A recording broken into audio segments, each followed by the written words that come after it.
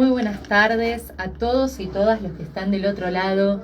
Bienvenidos a un nuevo programa de la Radio de Todos, de la mano del profesor Riarte Gustavo y quien les habla, Solange Villagra Turco. Muchas gracias por acompañarnos, muchas gracias por sábado a sábado estar con nosotros y a lo mejor estás preparando la comida, a lo mejor estás almorzando, a lo mejor estás haciendo tareas domésticas o, por qué no, de paseo, agarrando el auto y yéndote a algún lugar lejos a disfrutar este hermoso sábado primaveral. Desde donde sea que estés, muchas gracias por escucharnos. Gustavo, buenas tardes. ¿Cómo estamos el día de hoy? Muy buenas tardes, Solange. Buenas tardes a todos los que nos siguen del otro lado, por Radio G, en las redes sociales, Tip Histórico, la historia de todos, alumnos, exalumnos, familiares, compañeros, fieles, seguidores desde hace un largo tiempo de esto de qué es caminar por el túnel del tiempo para caminar hacia el pasado y entender cosas del presente, que esta es la idea de la historia de todos. Muy bien, y aprovechando a los mencionados, no quiero dejar de saludar y mandar un gran abrazo a nuestros estudiantes del Instituto Santa Isabel, especialmente a mis queridos alumnos que transcurren el último año de la secundaria, y me refiero a sexto año A. Qué hermosa esa etapa, ¿no, Gustavo? En donde uno se está egresando, donde uno está con tantos proyectos de futuro como es trabajo, estudio, y qué año difícil para los egresados. Así es, con un poco más de normalidad respecto de la promoción del año anterior y con los miedos lógicos, ¿no? Sobre todo de aquellos que llegan a esta última instancia, que en los primeros años para ahí tienen una rebeldía con la escuela y después se encariñan tanto que la extrañan cuando va pasando el tiempo, ¿no? Cuando a mis estudiantes les digo, ¿ustedes extrañarán esto? No me creen. Exacto. Muchos no me creen. Sin embargo, después, cuando vuelven ya adultos o a buscar el título o ya inmersos en el ambiente universitario o laboral, siempre intensifican y remarcan esto, cómo se extrañan esos años de la secundaria que mientras los transcurren no se dan cuenta de su importancia, de su vitalidad, de la amistad, de esos lazos casi familiares que logramos formar. Así es. Personalmente tengo el agrado, el gusto, siempre me consideré una docente muy bendecida por la calidad humana de mis estudiantes, y sexto año A de este año no es la excepción, y siempre los animo a seguir estudiando, a seguir conociéndose y a seguir este maravilloso camino que es el trabajo, el esfuerzo, la cultura del trabajo y también la cultura del estudio, que seguramente nos abrirá muchas puertas en el ámbito nacional y, ¿por qué no, en el ámbito internacional? Y tal vez hay que ver las metas que se proponen cada uno, ¿no es cierto? Bueno, vamos a comenzar propiamente con el contenido del programa del día de hoy. Hoy es un hermoso sábado 25 de septiembre. Aprovecho a recordarte que ayer, 24 de septiembre, en numerosos puntos del mundo y también en diferentes ciudades argentinas, casi en 30 ciudades argentinas, se llevó a cabo una manifestación en contra del cambio climático, el calentamiento global que afecta enormemente la vida, el bioma, la flora y la fauna de tantos puntos específicos de nuestro planeta Tierra. Bueno, ayer muchos jóvenes salieron a manifestarse en diferentes partes del mundo, también en Argentina, para pedir acciones por parte de los dirigentes políticos, acciones inmediatas para frenar este calentamiento global que nos afecta desde hace ya varias décadas. Exacto. Gustavo. Sí.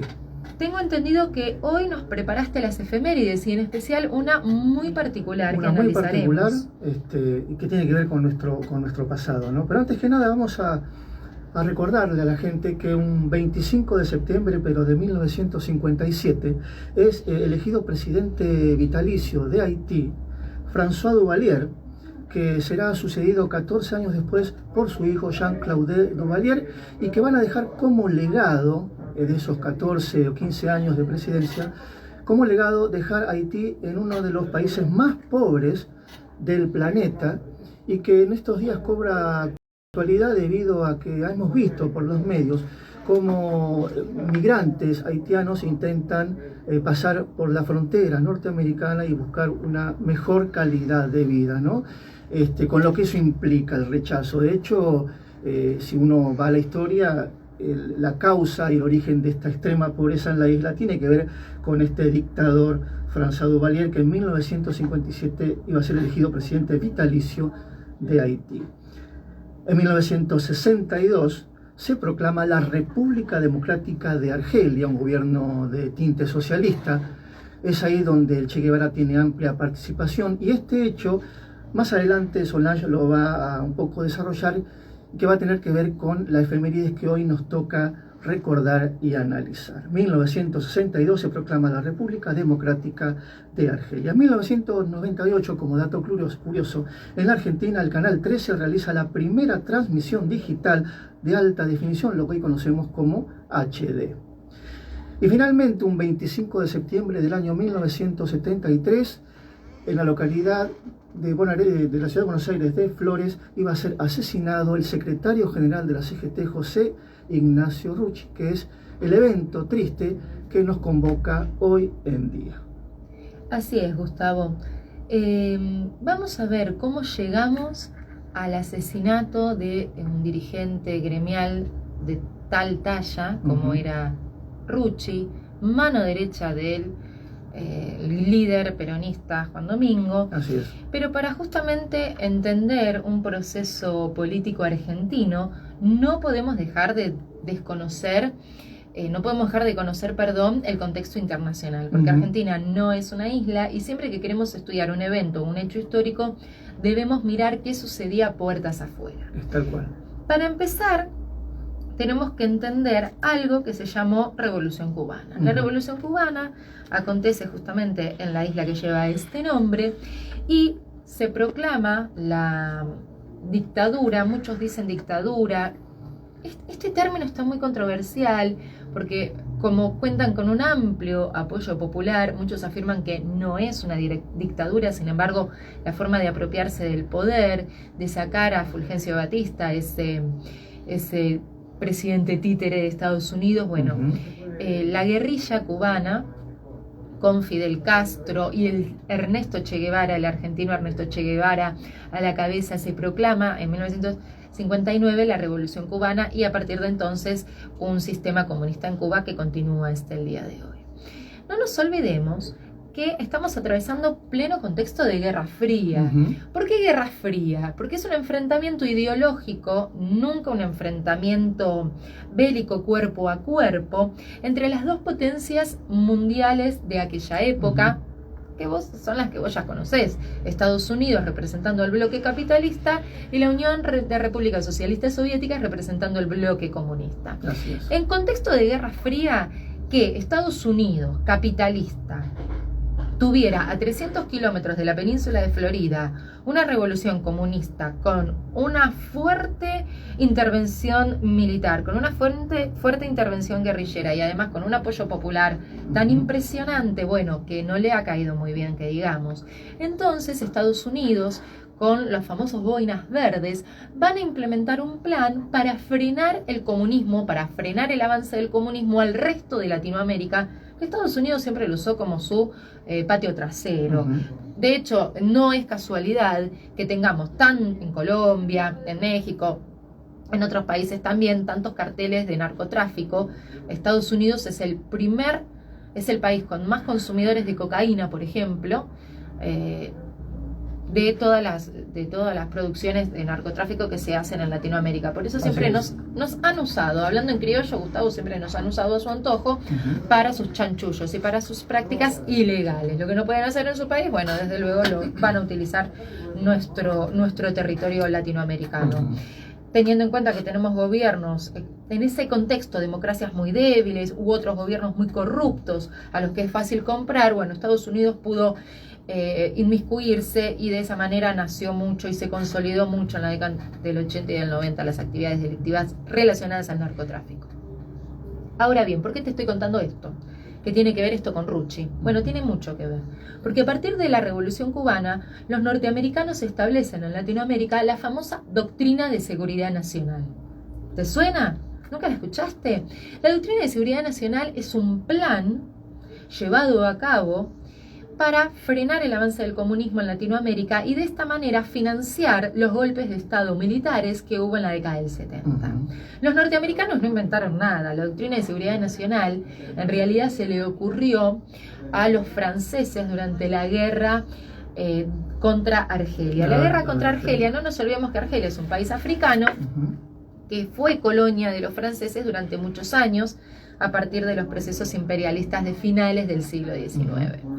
La guerra contra Argelia, que va a durar casi 8 años, comienza en 1954 y finaliza recién en 1962, Argelia se va a lograr independizar de la metrópoli francesa y podemos entonces concluir que esta doctrina de seguridad nacional para frenar el avance de los sublevados, los grupos independentistas argelinos, la verdad que no logra éxito.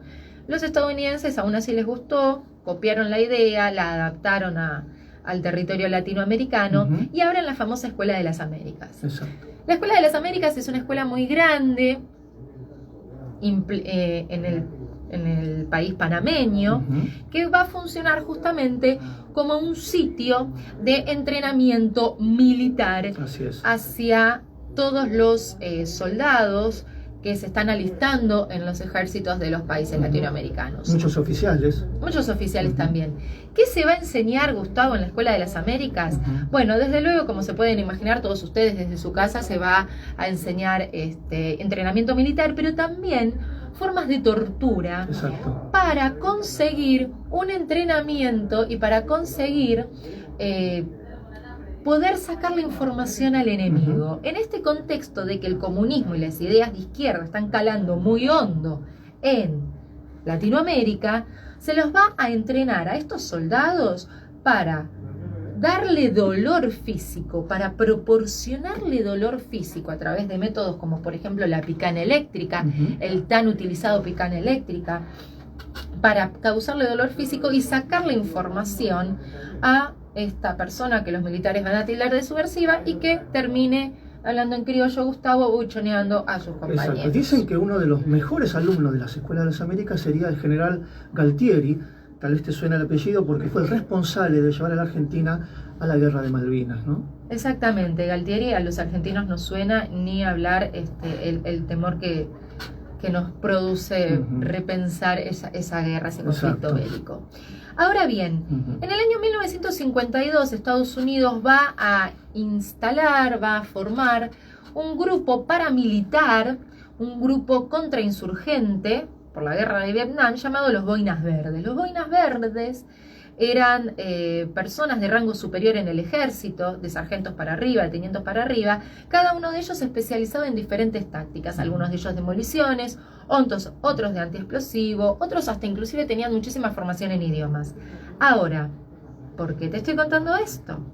Justamente, esta doctrina de seguridad nacional va a llegar a Argentina y los grupos marxistas, los grupos comunistas, es decir, los grupos de izquierda de Argentina, no se van a quedar de brazos cruzados ante el avance del imperialismo norteamericano. Y es en este contexto que se va a formar en el año 1970, de la mano de Santucho, el Ejército Revolucionario del Pueblo, con una ideología, por supuesto, marxista. Exacto. ¿Cuál es el objetivo del ERP? Armar un Estado socialista en Argentina. Y en este contexto también van a nacer el famoso grupo guerrillero de los montoneros. Los montoneros que van a ser muy conocidos, que inclusive hasta el día de hoy, año 2021, van a seguir estando en boca de muchos. Y de hecho hay muchísimos libros de investigación periodística que se relacionan con los montoneros y con el ERP. Para darte un dato, el ERP, solamente el ERP, no contemos montoneros, llegó a contar con hasta 13.000 combatientes y adherentes en la década del 70. Y Gustavo, otro dato que te voy a dar, solamente entre el año 1970 y 1973 se llevaron a cabo 8 ataques y operativos perpetrados por el ERP. Y entre el 73 y el 74, es decir, en tan solo un año y medio, casi 2, se llevarán a cabo 44 asesinatos y atentados. Así es. El que más me sorprendió, no sé si sorprendió no es la palabra, porque uno cuando estudia historia, ya la verdad que pocas cosas logran sorprendernos, el asesinato al capitán Viola y a su hijita de 3 años. Santucho los asesina, y la realidad es que la muerte de una pequeña inocente, de una pequeña niña en el medio, que muchos van a definir como daño colateral, me parece algo imperdonable.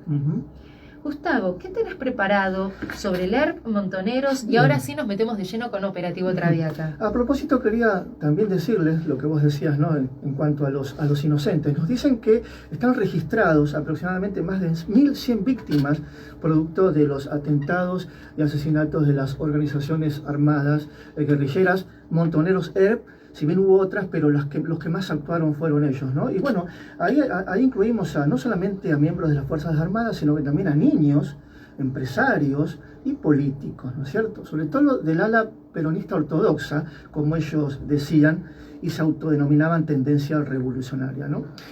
Así como Sol explicó muy bien el contexto internacional para que entendamos por qué van a aprender las organizaciones armadas tan fuertemente en los primeros años de la década del 70, también había situaciones internas que fogonearon la situación. Y deberíamos remontarnos tal vez al gobierno de Onganía, los últimos años del gobierno de Onganía, del famoso Cordobazo, un gobierno militar, en donde la situación interna era bastante crítica, había mucha inflación. El sector agropecuario, aunque te parezca mentira, estaba en contra del gobierno de Onganía debido a que ellos intentaban por retenciones subsidiar a la industria. Sin embargo, había una profunda desnacionalización de la industria, había una política de disciplinamiento de la sociedad, de un moralismo fuerte también con la anuencia de la Iglesia Católica.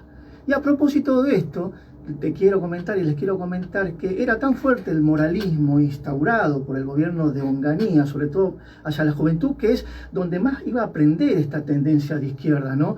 Estudiantes, intelectuales, artistas, que iban a generar una nueva alternativa de izquierda, ¿no? Iban a ser esa nueva izquierda, como recién decía Sol.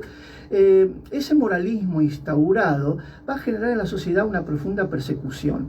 Y como estamos más o menos en hora como para pasar un temita musical, vas a escuchar un tema muy clásico de los 70, los que tienen más de 50, 60 y por ahí los jóvenes también porque lo habrán tarareado, van a escuchar una música pop, que en realidad es rock, que ustedes dirán, pero ¿qué tiene que ver esta música con lo que estamos tratando? Y porque describe este grupo, esta joven guardia de Roque Narvaja, cómo se ríe a través de la letra de estos moralistas que te impedían andar por la calle desde el punto de vista estético como uno quisiera, ¿sí? Estamos hablando del pelo largo, de usar la barba, que era sinónimo de izquierda, de desprolijidad.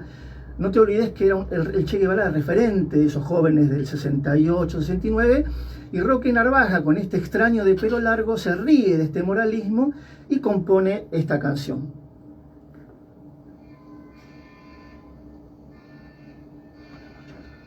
¿Ah? Está para bailar. ¡Qué temazo! Mirando a la gente pasa. Yo no lo conozco, ¿eh? No No, me es de jodas. mi época. No, pero No tiene lo nada que conozco. ver la época. Ya Lo sé, veo. te estoy cargando. Lo No, veo, mi pero mamá me lo... Honesta. Y los Rolling, las Más recibo. bien, son todos viejos. Sí, pero pará, que Mick Jagger fue papá hace un año. No, pero ese está re loco. Sí, bueno, pero es Mick Jagger, lo aceptamos Tiene como 80 todo. años tiene más o menos.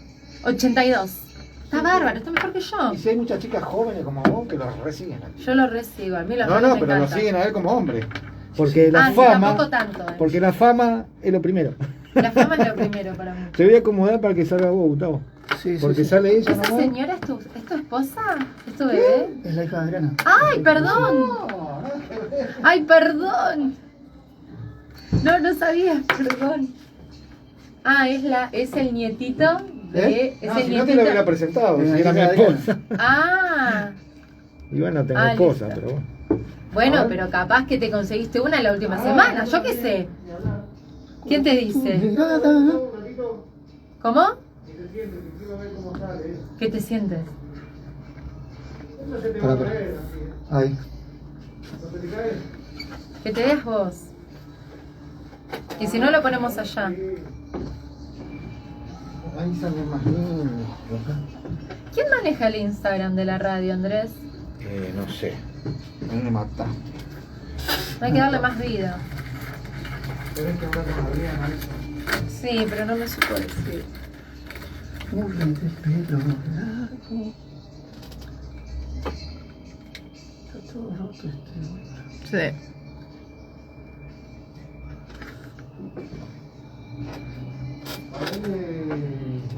Solange, a ver si se...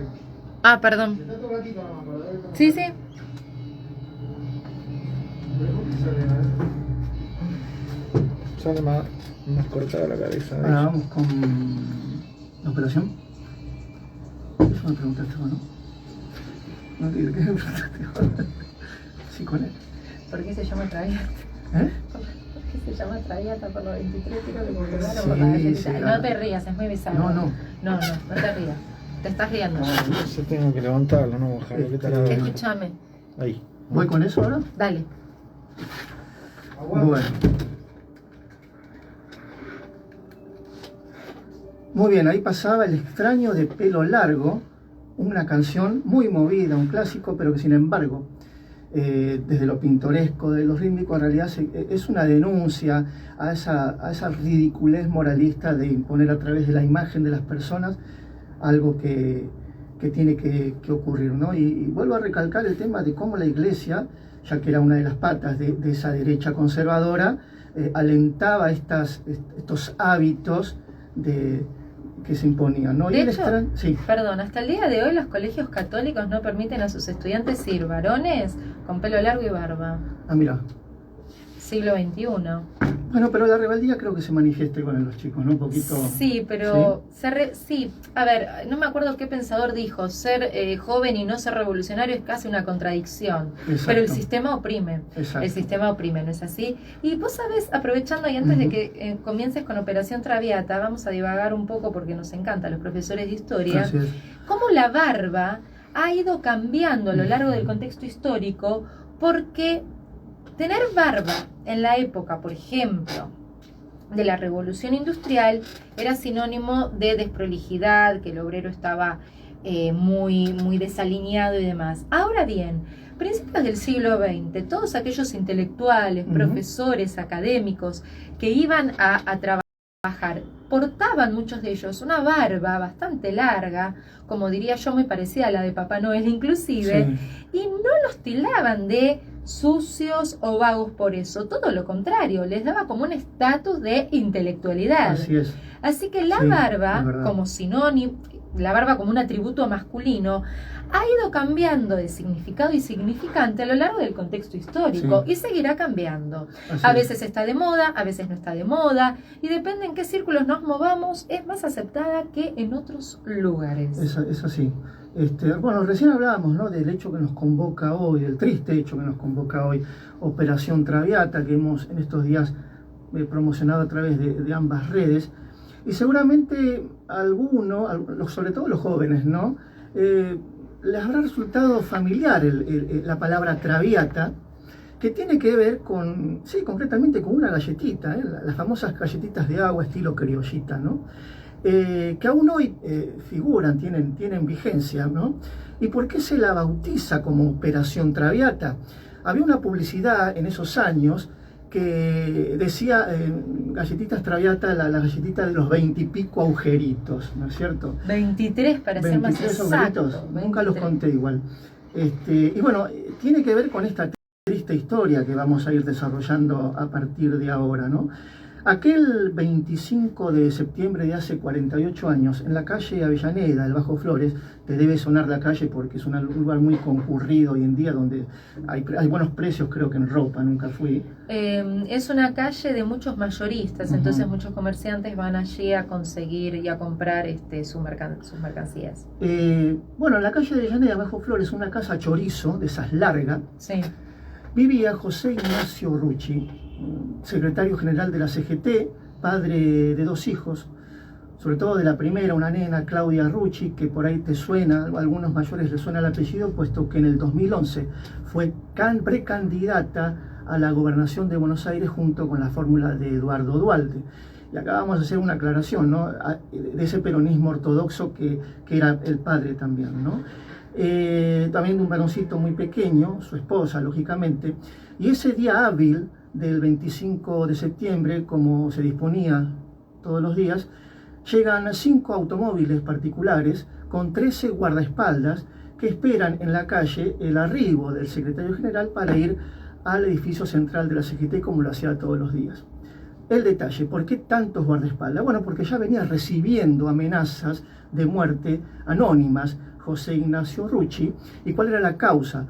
Como miembro de la CGT, él estaba en el ala ortodoxa del peronismo de los 50, y era amenazado por la tendencia revolucionaria. Para que lo tengas en claro, el peronismo en la década de 70 se va a escindir, se va a dividir entre los viejos peronistas del 50 y esa juventud que había nacido con Perón, que no lo conocía, que se fue criando de las anécdotas y que después vieron en el líder algo que ellos no pensaban, rompen con el peronismo y se pasan a la parte más radicalizada. El peronismo, lo que nosotros llamamos la izquierda radical, a través de agrupaciones armadas que recién Sol estaba comentando. Bueno, volvemos a esta historia de Rucci, ¿no? Por esa razón, él recibía amenazas. Ese día, mientras se iba prestando, a las 7 de la mañana, un tal Juan Claudio Roqué, alias Lino, que había sido un director de escuela en la provincia de Córdoba, se parapeta en una de las calles de las casas vecinas de Rucci, en un cartel de venta color rojo, hace una especie de rotura en forma de 7 y asoma su fusil automático, su FAL. Y él dice, bueno, desde acá con un tiro en el cuello lo eliminamos a este burócrata traidor, decía Lino. Se apresta, en ese momento pasan las horas y alrededor del mediodía, 12 y 10 de aquel 25 de septiembre, cuando Rucci va saliendo y se despide de sus hijos y su esposa, una bala certera del alias Lino le pega en la parte lateral del cuello izquierdo. Dicen los testimonios, sobre todo de muchos guardaespaldas, que el cuerpo se eleva por el terrible impacto. El fusil automático es un arma de guerra, ¿sí? Muy poderosa, y ese tiro lo mata. Es decir, cuando él intenta manotear, digamos, la puerta como para entrar a su Torino rojo, que no estaba blindado, los otros 4 autos sí, él decidió no ir en el auto blindado. Una curiosidad, ¿no? Comparar los dirigentes sindicales de hoy, ya si lo has visto viajar en sus autos, y comparar a este dirigente de los 70, ¿no es cierto? No hay punto de comparación. Sin auto blindado, él no puede abrir la puerta, cae pesadamente sobre el asfalto. Y después viene la parte alevosa y el porqué de la operación Traviata. Ya con el cuerpo sin vida, su cuerpo recibe 25 disparos de FAL y de Itaca, del FAL de Lino, ¿sí? De Juan Julio Roqué, y de un tal Morro que con la Itaca lo termina por fusilar o matar. En realidad no tenía sentido. Muchos de sus guardaespaldas caen heridos, comienzan a disparar a ciegas porque no saben de dónde vienen, calcula que viene desde una casa en lo alto, y en ese momento muchos disparan. Había muy cerquita una escuela de la comunidad judía, Maimónides, y el portero, dicen que cierra rápidamente el portón, no alcanza a ver lo que pasa porque había tiros por todos lados. Bueno, así fue como a partir de este asesinato se produce una bisagra en la historia argentina de los 70. Ese líder, ese Perón que venía después de 18 años a la Argentina a intentar poner paz, ese león herbívoro, como le decían muchos dirigentes, que ya no venía a confrontar, no logra ser el moderador de esta tendencia de izquierda que se había enquistado en el peronismo, frente a este peronismo ortodoxo, y que había arrancado, esa ruptura arrancó cuando él viene a la Argentina. Aquel 20 de junio del 73, cuando él llega a Ezeiza, que no puede aterrizar, se produce una masacre entre los dos bandos peronistas, los ortodoxos y los de izquierda, claro, que quieren demostrarle a su líder el poder de convocatoria. O sea, cuanto más gente llevamos, vamos a mostrar que nosotros tenemos presencia política dentro del peronismo. Claro, se instala en el Puente 2. El Puente 2 es donde se junta la Richieri y la Ruta 4, allá cerca del barrio Evita. Y ahí se producen los enfrentamientos que se extienden a los parques de Ezeiza, tiros por todos lados, ambulancias que van y vienen. Una masacre. Fue una masacre. Se contabilizaron oficialmente, aunque seguramente fueron más, 13 muertos, 300 y pico de heridos, tanto de un bando como el otro. Y del bando del peronismo ortodoxo, y aquí está el choque, ¿no? Claro, los que habían conducido, habían dirigido la movilización fue Rucci, ¿sí? Un líder sindical, Lorenzo Miguel, de muchos años, y Abal Medina, que por ahí el apellido te suena porque fue el padre de quien hoy ocupa, creo que todavía lo hace, el Ministerio del Interior del gobierno actual. Claro, esa ruptura, ese choque en Ezeiza va a terminar al año siguiente, a los 2 meses, con el asesinato casi anunciado de José Ignacio Rucci. Así es. Ahora fíjense cómo se llega a un tiroteo en plena calle, en la puerta de una escuela, cómo se llega a una masacre en Ezeiza. Esto es el resultado de la proscripción que tuvo el peronismo durante casi 20 años. Cuando Perón en el 55 lo sacan y empiezan a prohibir Aramburu, Lonardi, comienzan con el proceso de desperonización, lo único que logran es, no estamos justificando desde luego la violencia, pero estamos tratando de ponerlo en contexto, lo único que se logra es, la prohibición trae tentación, entonces lo que logran es la radicalización de estos grupos como el ERP y los montoneros. Inclusive todos ellos van a tener una fuerte influencia de la guerrilla cubana, por eso la mencioné antes, a la guerrilla cubana, porque van a tener como ejemplo a seguir al Che Guevara, por ejemplo, bueno, que es de armas tomar. De hecho, Lino, el que mata y se auto describe como el asesino de Rucci, había sido director de escuela, pero después entra, a fines del 60, entra en las filas de montoneros, que dicho sea de paso, para que sepamos dividir las cosas, porque los argentinos metemos todo en la misma bolsa. Cuando Montoneros nace en 1966, nace como una agrupación política que se separa de agrupaciones católicas y universitarias. Eran estudiantes de clase media, muchos peronistas que no habían conocido a Perón, pero lo escucharon de la boca de sus padres. Pero ¿qué pasa? Al año siguiente, sectores, miembros de este grupo, se van a Cuba a entrenar. Sí. Y ahí se hace una separación. Ahí va el ala armada de Montoneros. Se radicalizan. ¿Por qué decimos esto? Y bienvenido a aclarar, porque hoy en día, con esta profunda grieta, se trata de sacar a la luz o de desprestigiar a ciertos funcionarios políticos de este gobierno, del anterior también, porque los hay, que en su juventud, estamos hablando de gente que hoy tiene 60, 70 años, y que en estos décadas 70 que estamos hablando eran jóvenes, tenían 20, 25, seguramente que han militado como peronistas dentro de estas cualquiera agrupaciones, Juventud Peronista, la UES, Juventud Trabajadora, pero no todos formaban parte de la ala armada, sino que eran militantes que tal vez adoctrinaban, pero tal vez no tomaban un fusil como muchos quieren hacerle creer a la gente hoy en día, ¿no? Hay mucha manipulación y también los medios de comunicación y las redes sociales tienden a bombardearte con tanta información que no puedes discernir entre la cierta de la falsa, ¿no es cierto? Exacto. A propósito del asesinato de Rucci y las preguntas que más nos han llegado a través de las redes sociales, principalmente esta mañana abrí un buzón en mi Instagram de Tip Histórico y la principal pregunta es ¿por qué se llama Traviata? Bueno, más o menos lo habíamos descrito, ¿no? Porque se comparó la cantidad de disparos que tuvo el cuerpo de Rucci, 23, 25 disparos ya estando muerto, se compara con la famosa galletita Traviata de esos 23 agujeritos, como se dice. Entonces, realmente, si nos ponemos a pensar, es un apodo bastante desafortunado, grotesco, bizarro, pero bueno, respondiendo a la pregunta de mucha de nuestra audiencia, de ahí recibe su nombre. Claro, no olvidemos de que así como los hijos de este dirigente prácticamente vieron a su padre sin vida, hay decenas de familiares de esas 1.100 víctimas entre el año 70 y 74 que han visto morir terriblemente a su padre, a su madre. Recuerdo ahora un dato, cuando en 1975 el ERP copa la base militar de Azul, van directamente a matar a uno de los oficiales encargados de la base y su pequeña hija ve cómo matan al padre, ¿sí? Terrible. También a su esposa, y esta hija que allá por el año 2010-2011 es una adulta, no pudo soportar semejante presión y se quita la vida, recordando esa foto de ver a su padre terriblemente ensangrentado con alevosía en el piso, ¿no?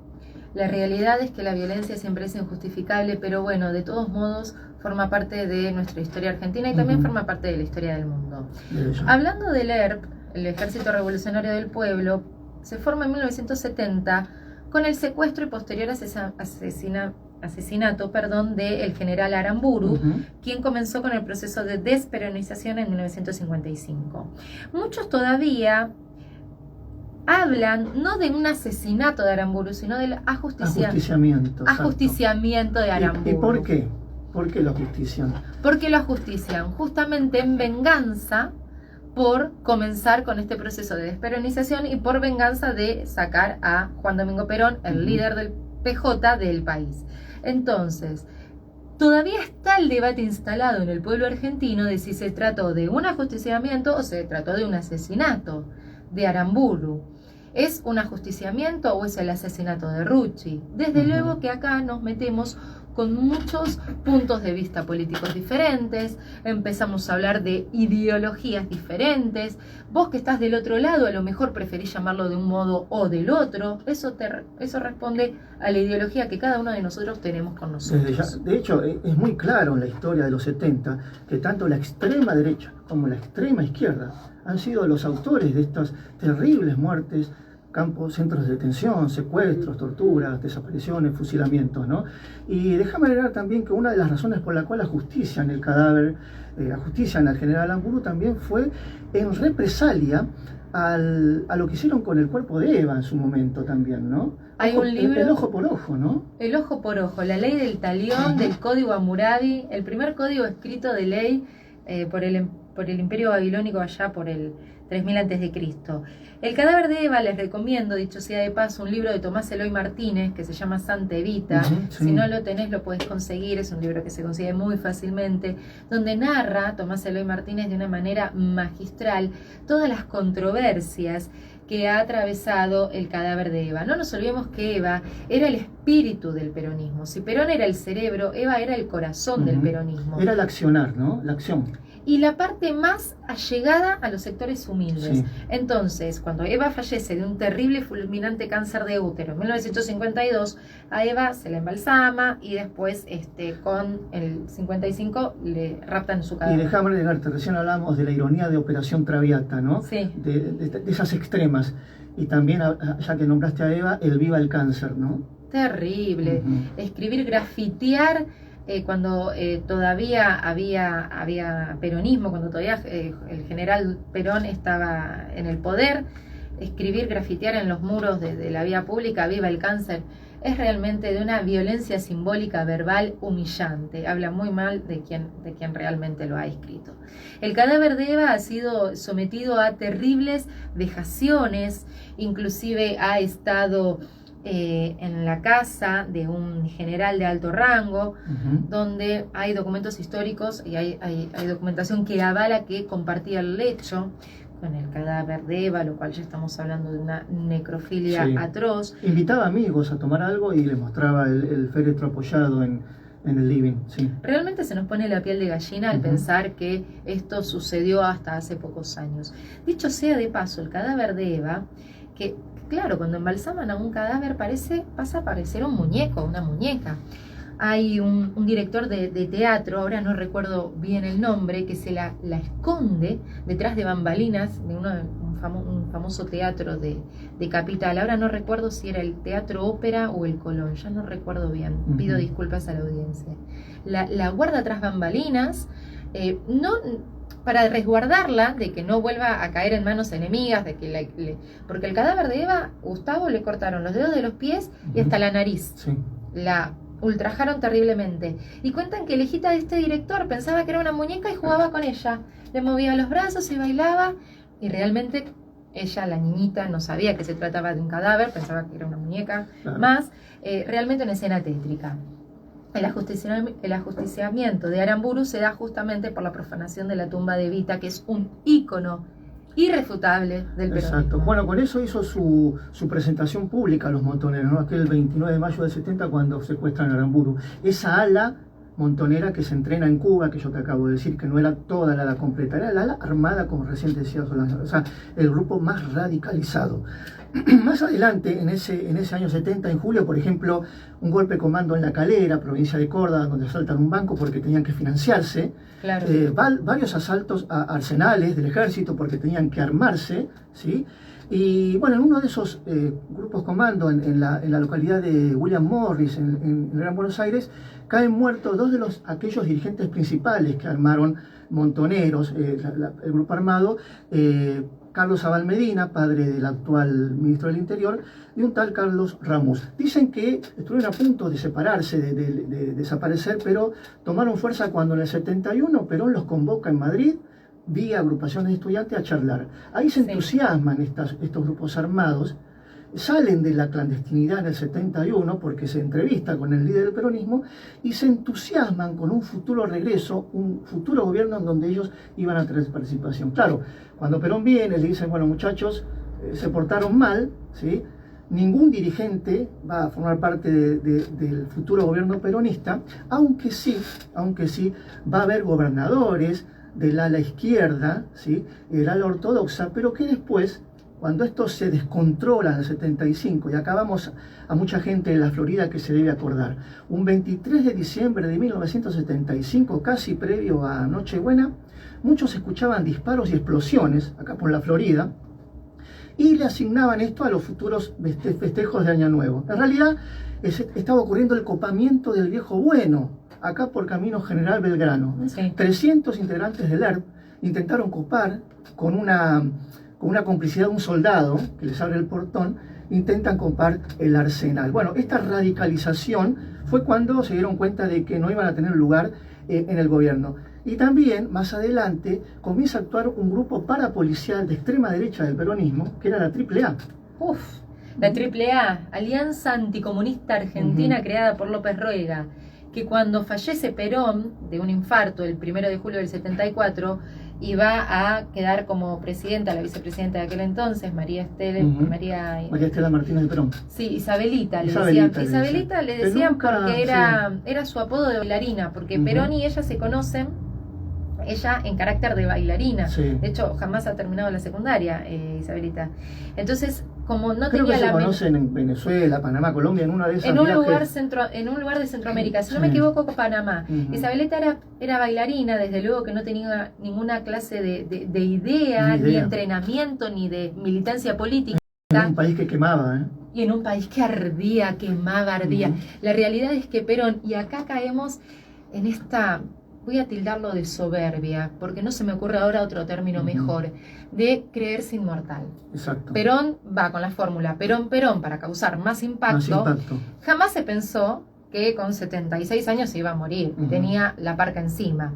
Jamás imaginó Isabelita que iba a tener que asumir la presidencia, el poder ejecutivo de un país en llamas, y entonces el que va a gobernar a través de ella es López Rega, el creador de la AAA. De hecho, ahora que hablas de que muere Perón, por ahí muchos lo saben, otros no. Estuvieron casi 1 hora y media tratando de resucitar el cuerpo de Perón. Una locura. Los médicos estaban prácticamente, transpiraban tanto para hacer la reanimación que se sacaron la camisa, la remera, estaban en cuero, amenazados por López Rega, el principal responsable de la AAA, que les decían que viva, ¿no? Que viva, claro. Como si pudiera ser algo natural resucitar a los muertos. Un 1 de julio, pleno invierno, transpirado, sin camisa. Imagínense ustedes la escena. Exacto. López Rega pisa muy fuerte a partir del fallecimiento de Perón, como decía antes, va a gobernar a través de Isabelita, y acá se va a producir una radicalización de violencia aún más importante que en los años previos que estábamos describiendo. Muchos años más tarde, con la vuelta a la democracia en la década del 80 de la mano de Raúl Alfonsín, un gran escritor argentino, al que yo admiro, Gustavo, profundamente, Ernesto Sábato, va a elaborar la teoría de los 2 demonios, que después de esta tanda musical que queremos compartir con vos, te voy a explicar de qué se trata. Esta famosa teoría que hasta el día de hoy da mucho que hablar. Y lo que vas a escuchar ahora es también un clásico, El fantasma de Canterville, escrito por Charly García, que si escuchás la letra, después de lo que yo te acabo de decir, lo vas a entender muy bien. El país ardía, año 75, extrema derecha por un lado, la extrema izquierda, atentados, secuestros, copamientos. Y esta canción, este rock, que está inspirado en el cuento de Oscar Wilde, El fantasma de Canterville, que era un fantasma que atormentaba a los habitantes, lo van a reversionar para que sea una letra de música en donde el cuenta la música cómo mucha gente hacía oídos sordos a un país que ardía, a un país que tenía la muerte casi a la vuelta de la esquina y no se sabía hacia dónde iba a conducir. Bueno, a un ciudadano le va tocando lo peor y esto es lo que va relatando en El fantasma de Canterville.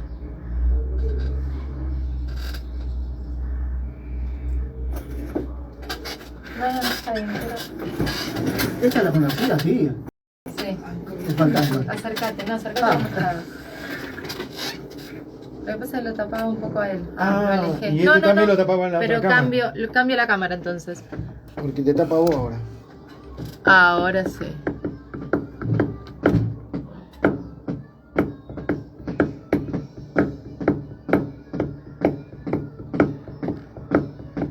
El brujo López Rega.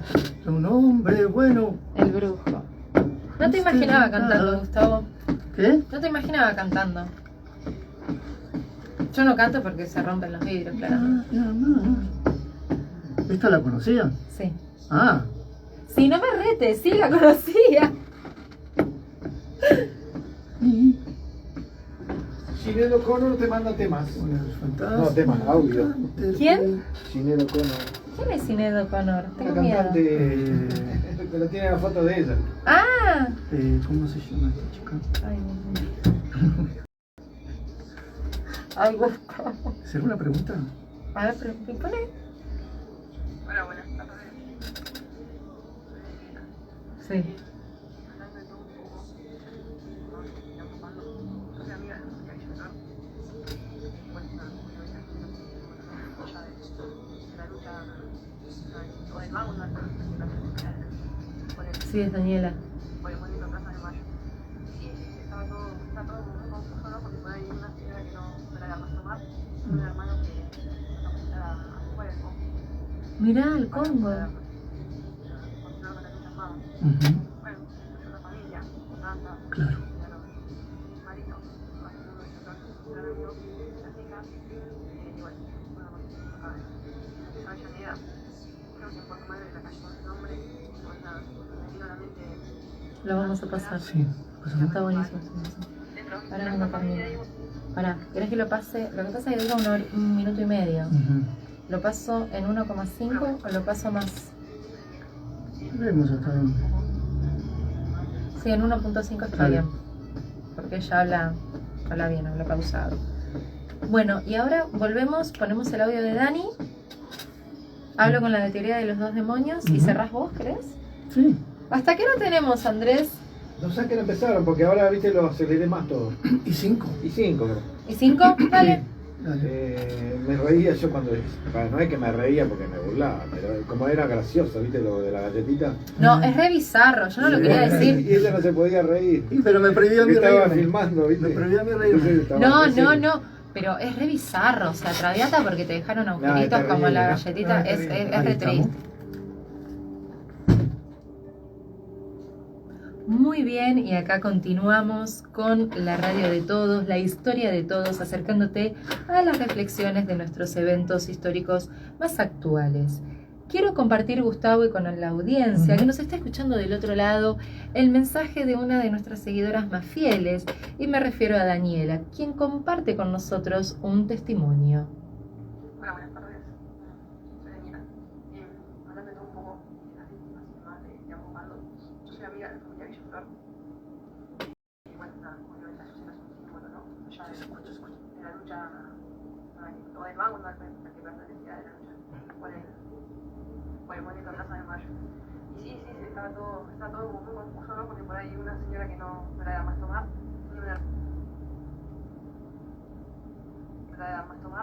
y un hermano que se fue a capacitar a jugar el Congo para poder continuar con la lucha armada. Bueno, incluye una familia, tantas, marido, hay uno de ellos que es un gran amigo, y las hijas, y bueno, eso fue un acontecimiento acá en lo que es Avellaneda. Creo que en Puerto Madero hay una calle con su nombre, y bueno, nada, me vino a la mente esta gran señora que quería recordar, y dentro de la misma familia, digo, también fue un brazo armado y uno que solamente luchaba por la aparición de un hijo. Bueno, de hecho, cuando se habla de abuelas y madres de Plaza de Mayo, la mayoría de estas madres comunes, allá por el 70, 69, jamás pensaron dónde iban a terminar sus días, Claro. o con qué lucha, con qué causa. Y seguramente en muchas familias hubo divisiones, pero pensemos en estos jóvenes que brotaban de libertad. Recién hablábamos al principio del programa, ¿no? Los factores externos, las cuestiones internas que prendían en los jóvenes que por naturaleza tienen una mente abierta a la libertad. Y veníamos de décadas de proscripciones, de un partido importante, y de gobiernos militares y represivos, y este aire fresco que corría en el mundo, ¿no? Más lo que pasaba acá, era muy lógico que iban a encontrar divisiones internas. Y me imagino a aquella madre decir, no te metas en esto, vas a terminar mal, pero a un joven, a un mayor ya, que lucha por la libertad, algo que muchos desconocemos hoy en día, el valor real de la libertad, ¿no? Así es, Gustavo. Realmente fue una época de mucha censura y de mucho miedo también, y el miedo es ese terror que nos paraliza y que no nos deja seguir. Pero cuando se trata de política, se trata de valores y se trata de un familiar desaparecido, realmente el seguir es la única opción. Y antes de la tanda musical, yo te mencioné a Ernesto Sábato, uno de nuestros grandes escritores argentinos, escritor de, por ejemplo, una novela muy controversial llamada El Túnel. Sin embargo, no vengo a hablar sobre su obra literaria, porque la realidad es que no me compete nuestro carácter de historiadores, sino de la elaborada teoría de los dos demonios. Bueno, Gustavo, cuando regresa a la democracia en el año 1983, uno de los principales asuntos de los que se va a encargar Raúl Alfonsín, es justamente del juicio a las juntas militares. El juicio a las juntas militares va a estar a cargo de la Comisión Nacional de Personas Desaparecidas, conocida como la CONADEP. Seguramente vos en tu casa la has escuchado nombrar. La CONADEP tenía como presidente a Ernesto Sábato y aglutinaba a varias figuras del ambiente periodístico y también del ambiente académico, por ejemplo, Mengide, Magdalena Ruiz Guiñazú, entre otros. Ernesto Sábato, quien fue uno de los tantos colaboradores del famoso libro Nunca Más, donde arroja la terrible cifra de 30.000 desaparecidas durante los 7 años de la dictadura cívico-militar, años más tarde desarrolla Ernesto Sábato la teoría de los dos demonios, que dice lo siguiente. Te lo voy a contar en pocas palabras para que vos del otro lado nos puedas entender. Ernesto Sábato afirma que había dos demonios en la sociedad radicalizada y violenta de los años 60 y 70 en la Argentina. Por un lado, la guerrilla, por ejemplo, el Ejército Revolucionario del Pueblo y los montoneros, y por otro lado, el otro demonio, las Fuerzas Armadas, los militares. La gran diferencia es que el primero actuaba desde la clandestinidad y el segundo actuaba desde la legitimidad, ya que era justamente el brazo, el mecanismo opresor del Estado en términos de Foucault, ¿no es cierto?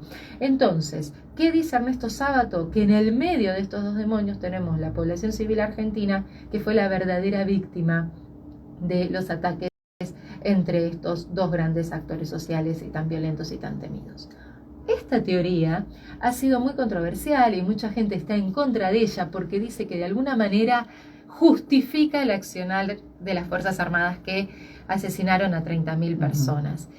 Les puedo asegurar, y no voy a ser de abogado del diablo porque no es mi rol, pero no existe persona más lejos de justificar a los militares que Ernesto Sábato. Ernesto Sábato, para que ustedes se den cuenta, tuvo que exiliarse en Francia por diferentes dictaduras militares y Ernesto Sábato era comunista, Ernesto Sábato era marxista, era de izquierda, que en una entrevista que le hacen antes de formar parte de la CONADEP, la TV española, él dice: yo soy, seré y voy a morir siendo comunista. Sin embargo, me decepcioné mucho del comunismo y del marxismo por los crímenes del stalinismo. Fíjense Ernesto Sábato cómo, a pesar de formar parte del marxismo, separa el marxismo del posterior stalinismo. José Stalin, que va a gobernar la Unión de Repúblicas Socialistas Soviéticas desde la muerte de Lenin en 1924 hasta su fallecimiento en 1953, ha perpetuado miles y miles de asesinatos, crímenes de guerra bastante importantes, que eso desilusionó mucho a Ernesto Sábato. Sin embargo, él se separa del stalinismo, pero no va a dejar jamás de ser comunista, jamás va a dejar de pertenecer a la izquierda. Por eso digo que seguramente la intencionalidad de Ernesto Sábato detrás de la teoría de los dos demonios jamás sería avalar a los militares. Todo lo contrario. Exactamente. Y lo más triste de esto, y que tenemos que dejar en claro, creo que en esta hora intentamos hacerlo, ¿no? Que el gobierno kirchnerista, el gobierno de derecha de Macri, han intentado politizar esta década del 70, ¿no? Que acá intentamos, lo hicimos intentar separar, porque esto no se politiza, hubo víctimas inocentes en el medio, y aún así se sigue fogoneando políticamente esto. Yo creo que hay otras maneras de hacer campaña, de convencer a la gente, ¿no? Nosotros tratamos de ser lo más moderados posible. Nosotros, Gustavo y yo, tratamos de no politizarlo, pero desde luego que está atravesado por la política y por la ideología. Exacto. Y ponen números que tiran al azar, ¿no? 30.000, 7.000, en este caso más de 1.000 víctimas.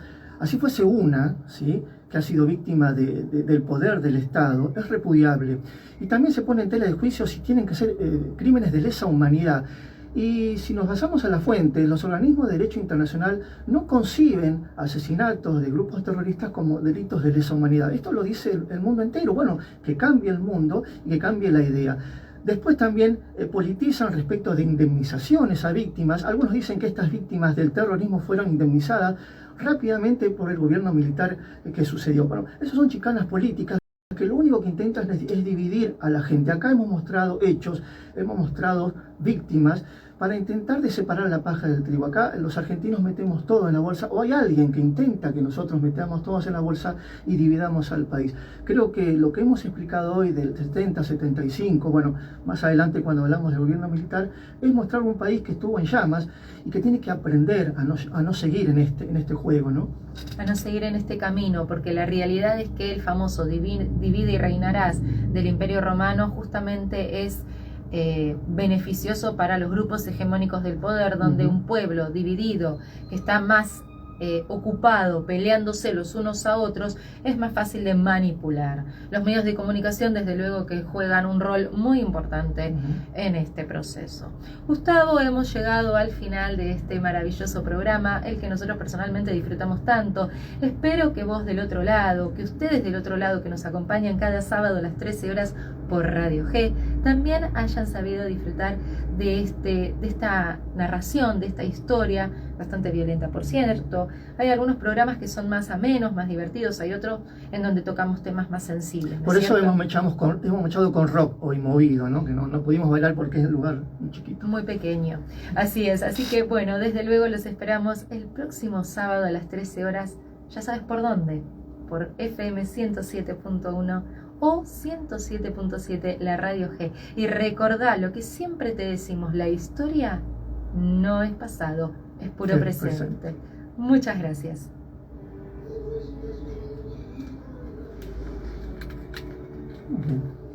Muchas gracias.